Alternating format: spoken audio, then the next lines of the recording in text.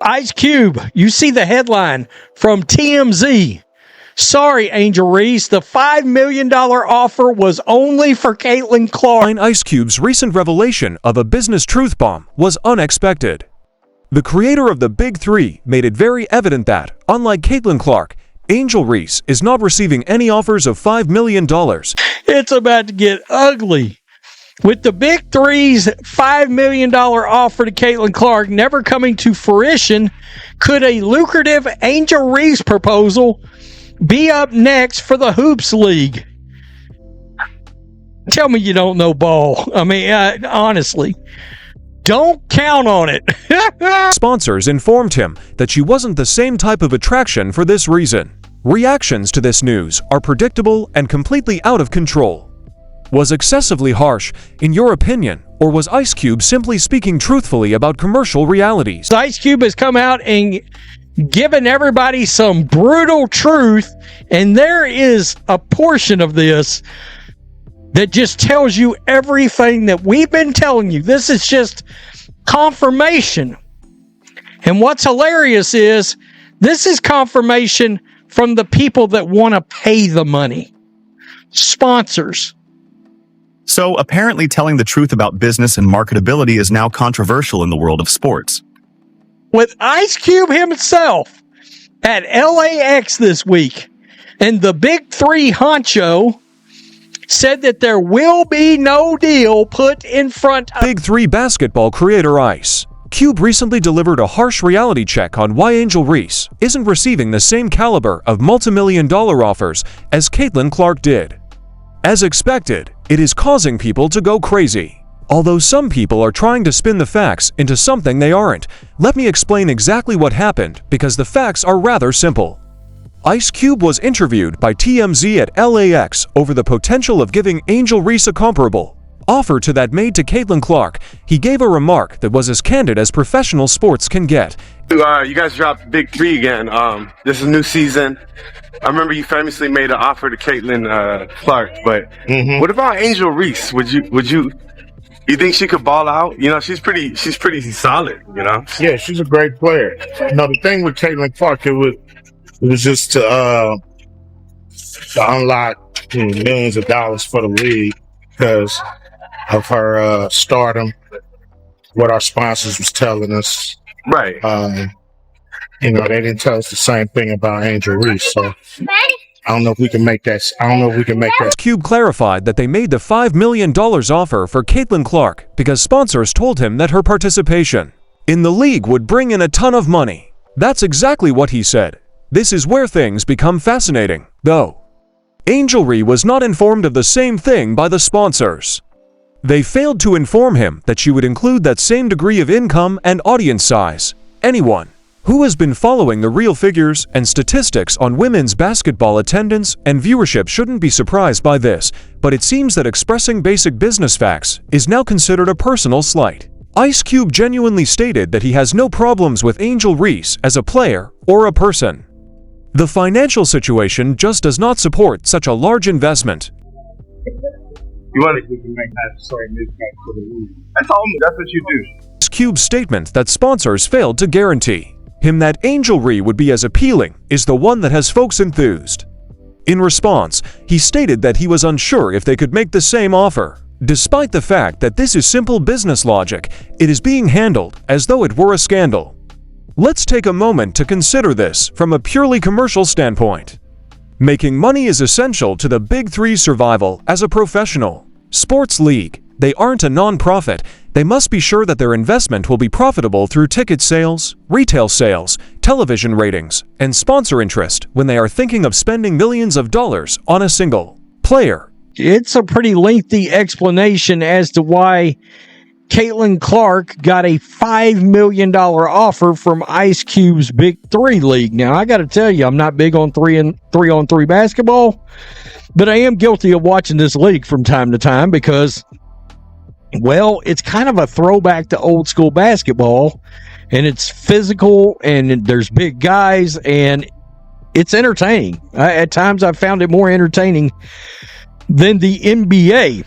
Now, Ice Cube threw a big offer out to Caitlin Clark, and he believes she entertained it. However, he also believes he was blocked from literally being able to set down. They weren't just making Caitlin Clark an offer of $5 million out of thin air. It was predicated on data regarding her potential revenue generation for the league, sponsor feedback, and market research.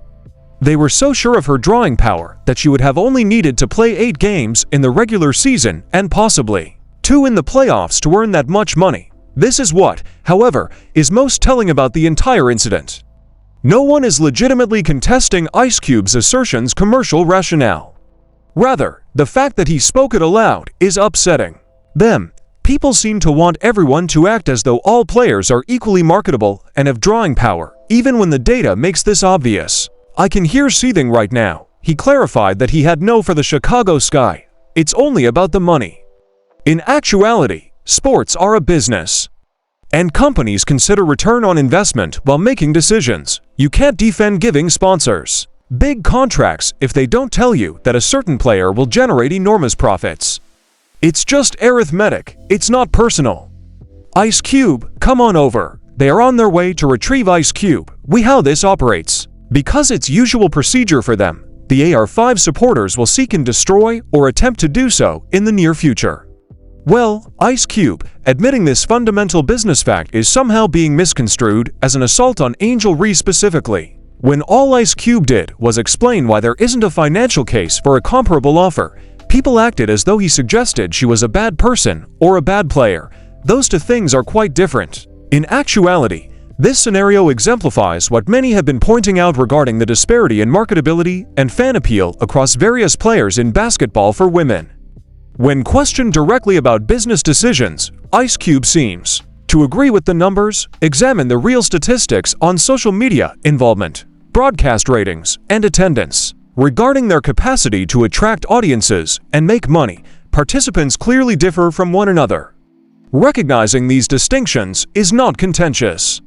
It is simply an honest evaluation of the market. The $5 million Caitlin Clark's offer made sense because, while in college, she had previously demonstrated her capacity to attract large audiences. Arenas were selling out when she performed, sponsors were rushing up to be connected with her, and her games were shattering television ratings records. Large financial investments are justified by that kind of track record. The numbers simply don't add up the same way when compared to other players. Being better or worse as a person isn't the point. A basketball player, revenue generation, and marketability. Even while some fans may not want to acknowledge it, the business world is aware that these are distinct skill sets. In the world of sports, where everyone typically uses talking lines that have been approved by the company, Ice Cube's candor regarding this circumstance is quite refreshing.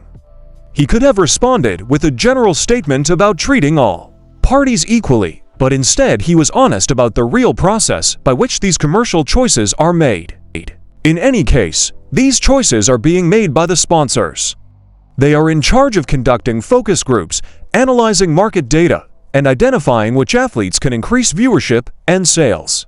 Even though Ice Cube is only repeating what they taught him, he is nevertheless held accountable for the message. The irony of the response to this story is that those who are offended by Ice Cube's remarks are frequently the ones who argue that the WNBA should be more commercially oriented and successful. This is the appearance of business-focused decision-making. You put your money where you believe it will yield the highest yield. Making wise financial judgments regarding which players to invest in and how to market the league has been the foundation of the Big Three League's success thus far. No charity is being run by Ice Cube. He is managing a company that must make money in order to pay players and maintain the league. This revelation's timing is also intriguing because it coincides with a heated debate concerning women's basketball players' marketability and pay. Everyone wants players to be paid more, but they must realize that income generation is the source of such rewards. Large wage offers are difficult to defend if a player is unable to bring in a sizable income. The distinction between being a marketable star and being a decent basketball player is also highlighted by this entire circumstance. Even with exceptional skill on the court, a person may lack the kind of widespread appeal that drives sales of items and television ratings. There are various kinds of value, and they are treated differently in the corporate world. It appears that the industry is very aware of these variations in marketability, as seen by Ice Cube's comfort level in speaking candidly about the business realities. This isn't a startling discovery that caught everyone was caught off guard. All of the information and market research are available to those who are making these choices.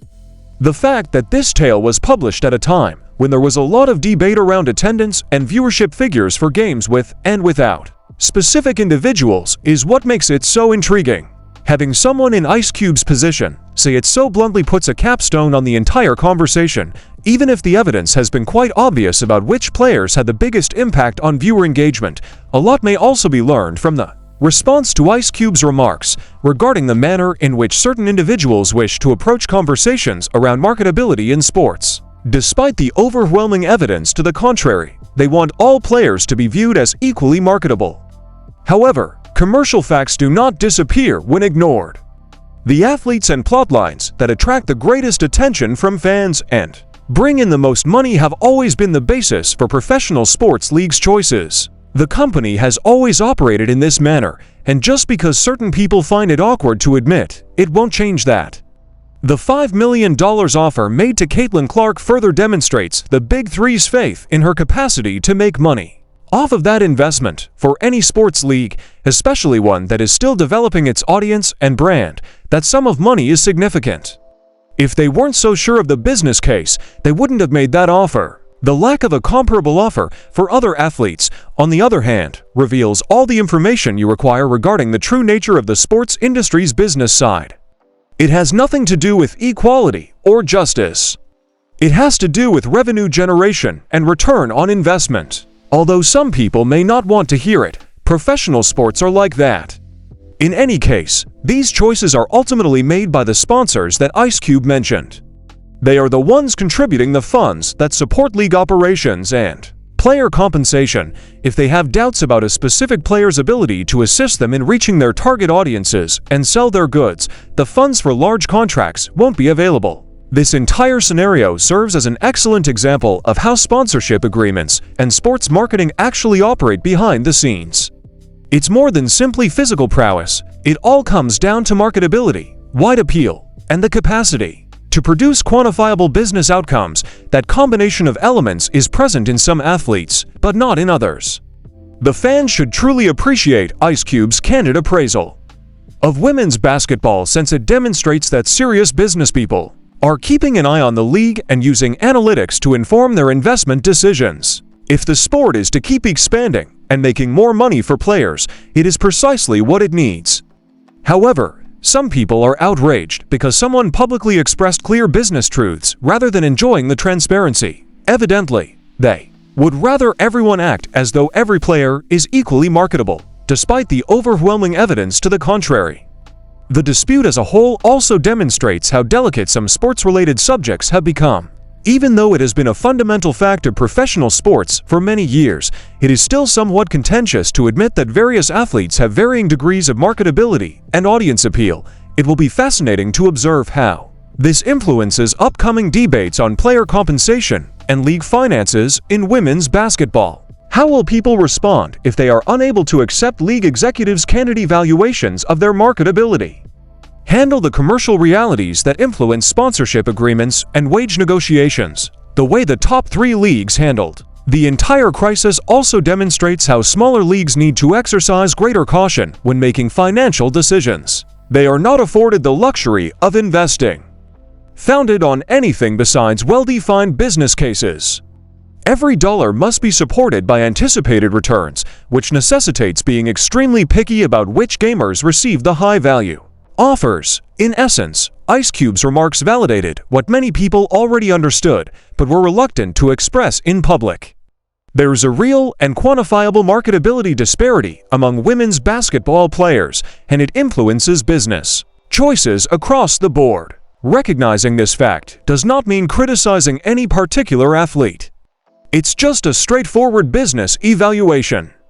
This story's response is likely to follow the typical pattern in which individuals criticize the messenger rather than addressing the message itself. However, just because some people don't want to learn about the underlying business realities doesn't mean that they will change.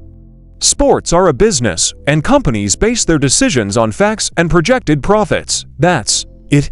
Ice Cube recently shared with the world what sponsors actually believe about women's basketball marketability. Data and revenue potential are the foundation of the corporate world, not sentiments. The data don't lie, despite the fact that some people are offended by the candor. How do you feel about the entire situation? Leave your comments below. For more genuine content, click the like button and subscribe.